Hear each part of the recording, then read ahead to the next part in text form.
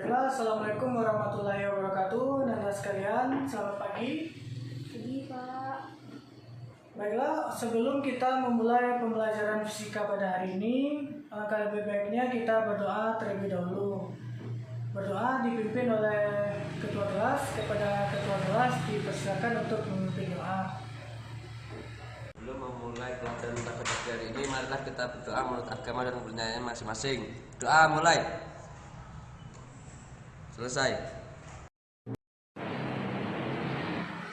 Baiklah, selamat pagi anak-anak sekalian. Pada kesempatan pertemuan kali ini kita akan belajar tentang gelombang bumi. Baik, sebelum memulai pembelajaran, mungkin Anda yang duduk di belakang, mungkin untuk maju ke depan mengisi bangku temannya yang masih kosong. Rapikan dulu tempat duduknya biar pembelajaran kita lebih nyaman dilakukan. Sudah. Baiklah, untuk pembelajaran hari ini kita akan membahas tentang gelombang bunyi.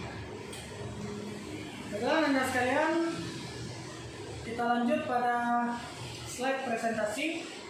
Kepada Anda sekalian harap memperhatikan, dan jika ada yang ingin ditanyakan, catat dulu pertanyaannya. Nanti setelah slide presentasi berjalan, Anda boleh bertanya jika ada yang kurang mengerti atau yang belum dipahami. Baik, kita lanjut pada slide presentasi. Kita masuk pada gelombang bunyi. Yang pertama, pengertian dari gelombang bunyi. Gelombang bunyi adalah gelombang yang merambat melalui medium tertentu. Gelombang bunyi merupakan gelombang mekanik yang digolongkan sebagai gelombang longitudinal. Berdasarkan rentang frekuensinya, gelombang bunyi dapat dibedakan menjadi 3. Yang pertama, infrasonik, yang kedua audiosonik, yang ketiga ultrasonik. Kita sebagai manusia hanya bisa mendengar bunyi dengan frekuensi 20-20.000 Hz, yaitu dalam kelompok audiosonik. Baik, selanjutnya gelombang bunyi itu merambat dengan kecepatan tertentu. Kecepatan bunyi bervariasi antara 330 meter per sekon hingga 5.400 meter per sekon. Di sini ada rumus formula untuk mengukur cepat rambatnya bumi. Cepat rambatnya bunyi yaitu jarak dibagi dengan waktu. Selanjutnya, cepat rambat bunyi di udara sekitar 330 meter per sekon karena bunyi adalah gelombang. Cepat rambat bunyi dapat dituliskan dengan rumus formula V sama dengan lambda per T atau lambda dikali F. Cepat rambat bunyi, panjang gelombang dibagi dengan periode atau panjang gelombang dikali dengan frekuensi. Selanjutnya, cepat rambat bunyi dalam suatu zat padat bergantung pada modulus Young atau E. Kerapatan atau massa jenis dari zat padat tersebut kita menggunakan rumus formula, yaitu V sama dengan akar dari E atau modulus Young dibagi dengan massa jenis zat tersebut. Baik, selanjutnya cepat rambat bunyi yang bergantung pada medium letak bunyi tersebut. Di sini kita ada persamaan, yaitu V sama dengan gamma dikali dengan R dikali dengan T per M diakarkan. Keterangannya di sini juga ada cepat rambat bunyi, konstanta umum gas, suhu mutlak, dan massa relatif gas. Selanjutnya, cepat rambat bunyi dalam zat cair yang bergantung pada modulus B atau B. Di sini ada juga persamaannya.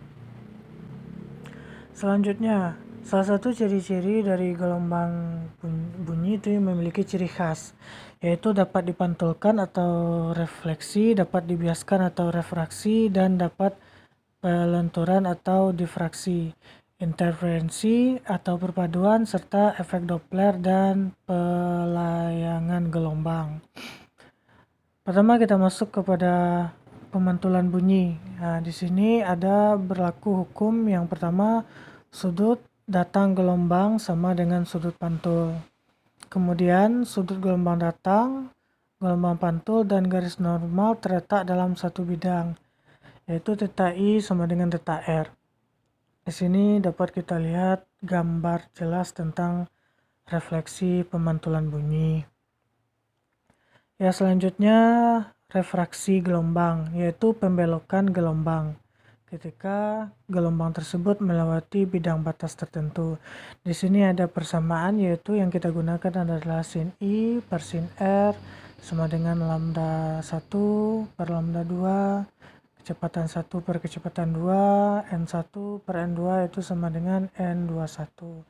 Di sini ada keterangan, yaitu I sudut datang, R sudut bias, lambda itu adalah panjang gelombang, dan V itu adalah panjang gelombang juga.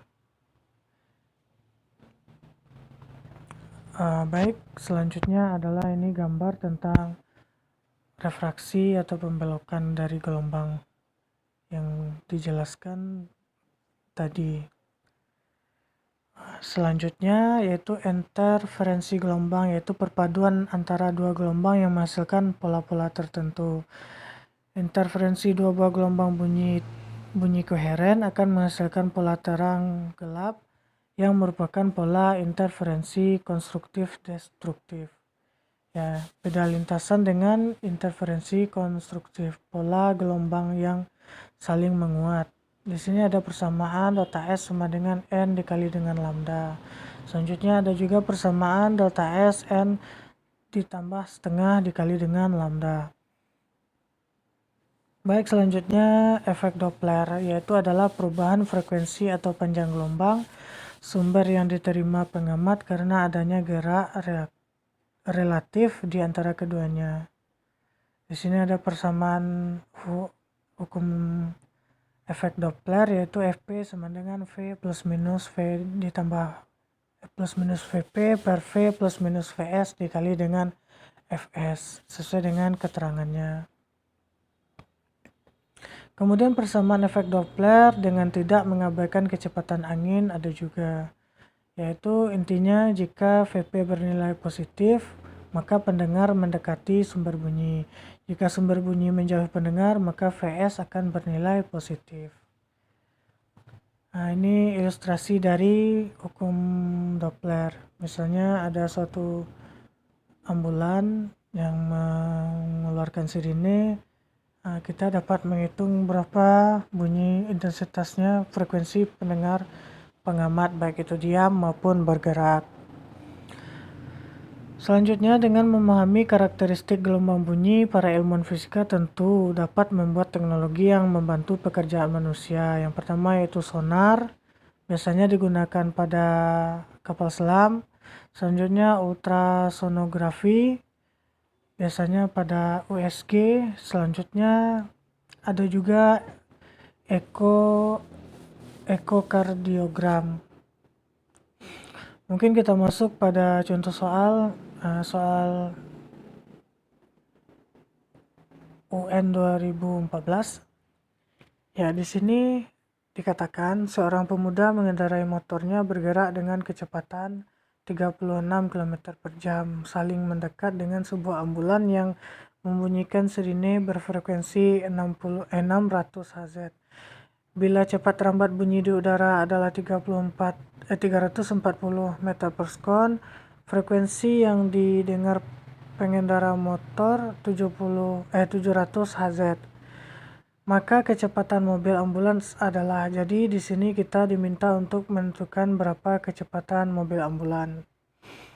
Di sini indikator yang kita ketahui yang pertama Vp adalah 10 meter per sekon, kemudian Fp adalah 600 Hz, V-nya kecepatan bunyi yaitu 340 meter per sekon, dan Fp adalah 700 Hz. Karena pendengar perlu digarisbawahi, karena pendengar mendekati sumber bunyi maka Vp bernilai positif, dan karena sumber bunyi mendekat maka Vs bernilai negatif. Dengan menggunakan persamaan hukum efek Doppler, kita peroleh bahwa kecepatan mobil ambulan adalah 40 meter per sekon, yaitu jawabannya adalah A.